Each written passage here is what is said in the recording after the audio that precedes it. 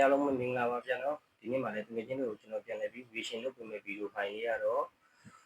ဒါကြံခဲ့2ရက်ပေါ့ဗျာနော်12ရက်နေ့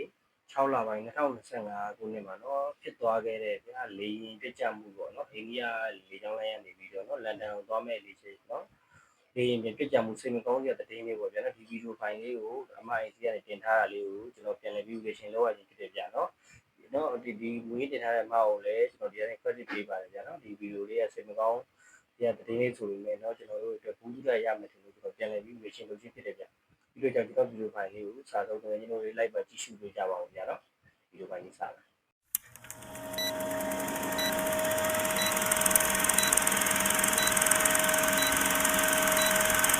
မနေ့က6လပိုင်း12ရက်နေ့2025လင်ပြတ်ကြတဲ့တည်င်းကိုတွေ့ပြီးကြမှာပါရှင်ဒီလေရင်ကအိန္ဒိယကနေလန်ဒန်ကိုပြန်တန်းသွားမဲ့လေရင်ဖြစ်တဲ့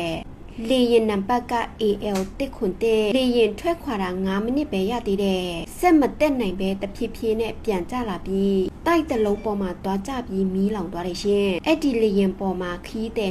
230ဦးနဲ့လေရင်ဝန်ထမ်း12ဦးစုစုပေါင်း242ဦးရှိတယ်အဲ့ဒီ242ဦးမှာအိန္ဒိယနိုင်ငံသား169ဦးအင်္ဂလန်နိုင်ငံသား53ဦးပေါ်တူဂီနိုင်ငံသား9ဦးနဲ့ကနေဒါနိုင်ငံသား2ဦးပြီးတော့လေယာဉ်ဝန်ထမ်း12ဦးတရှင်လေယာဉ်ပြုတ်ကျပြီးမီးလောင်မှုဖြစ်တော့အစပိုင်းတစ်စီးလုံး242ဦးစလုံးဆုံးသွားတယ်ထင်နေကြတယ်ရှင်တာဝန်ရှိတွေကယ်ဆယ်ရေးတွေကယ်ဆယ်မှုလုပ်နေတဲ့အချိန်တွေမှာနေရင်တရအနှင်းငယ်နဲ့အမျိုးသားတဦးကလေရင်ပြုတ်ကျတဲ့နေရာနာကိုရောက်လာတယ်။နာမည်ကရာမိတ်အသက်40အင်္ဂလန်နိုင်ငံသားဖြစ်တယ်။ရာမိတ်ပြောတာက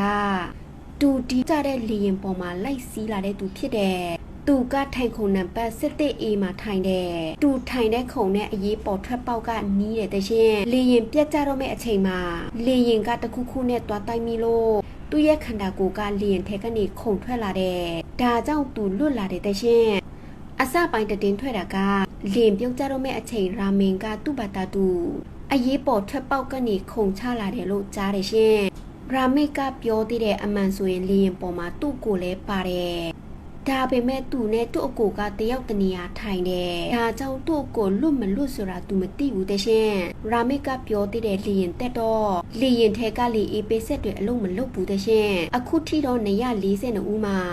လွတ်လာတဲ့သူကရာမိတ်ပဲရှိသေးတယ်ရှင်ကြံတဲ့242ဦးကဆုံးသွားပြီလို့ခန့်မှန်းထားတယ်အလောင်းတွေခက်မများလဲမီးလောင်ကုန်တော့မဲသွားတယ်တဲ့ရှင်ဆုံးသွားတဲ့သူကလေရင်ပေါ်မှာရှိတဲ့သူတွေပဲမဟုတ်ဘူးလေရင်သွားတိုက်မိတဲ့တိုက်ကစေးချောင်းသားတွေထမင်းစားတဲ့ဆောင်ဖြစ်တဲ့တဲ့ရှင်အဲ့ဒီအချိန်အဆောင်ထဲမှာစေးချောင်းသားတွေရှိတယ်ဒါကြောင့်အဲ့ဒီစေးချောင်းသားတွေလည်းဆုံးသွားတယ်တဲ့ရှင်ဘယ်နေရောက်ဆုံးသွားတယ်ဆိုတာကတော့တည်င်းအတိအကျမသိရသေးဘူးအခုနောက်ဆုံးရတည်င်းကတော့ကယ်ဆေးတွေကအလောင်း265လောင်းကိုယူထုတ်လာနိုင်ပြီလို့တည်င်းသိရတယ်ရှင်လင်ပေါ်မှာရှိတဲ့သူက242ဦးအဲ့ဆိုရင်စေးချောင်းသားက24ဦးတောင်ပါသွားပြီရှင်အမှန်ဆိုရင်ဒီလေရင်ကပြုတ်ကျတာတွေလည်းမရှိဘူးရင်မောင်းရောလေရင်မောင်းတဲ့အကူရောအတွေ့အကြုံများတဲ့သူတွေဖြစ်တယ်တဲ့ရှင်လေရင်မောင်းတဲ့သူဆိုရင်လေရင်မောင်းတာ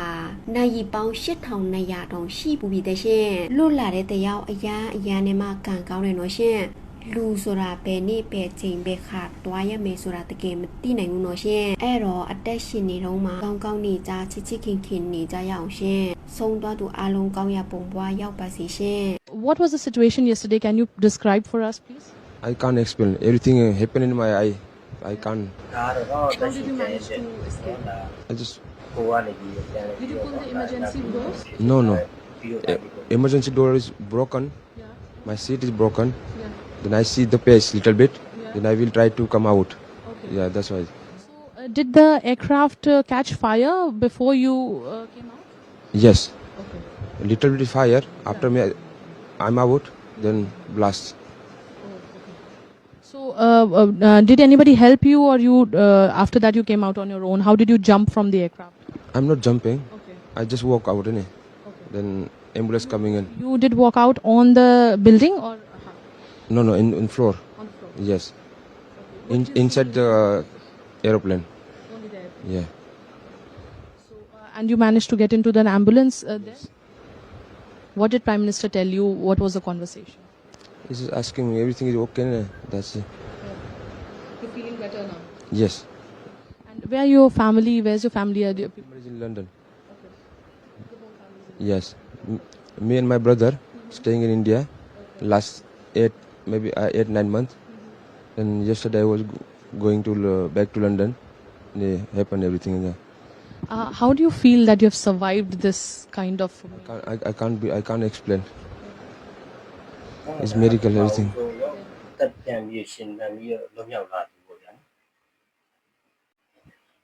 ကဲအားလုံးကျွန်တော်ရေရှင်ဗီဒီယိုတက်ဆက်မှုတွေကတော့ဒီလောက်ပါပဲဗျာနော်ဒီဗီဒီယိုဖိုင်ကြီးကတော့စိတ်မကောင်းစရာသတင်းလေးပါဗျာနော်ဒါပေမဲ့ကျွန်တော်တို့တွေ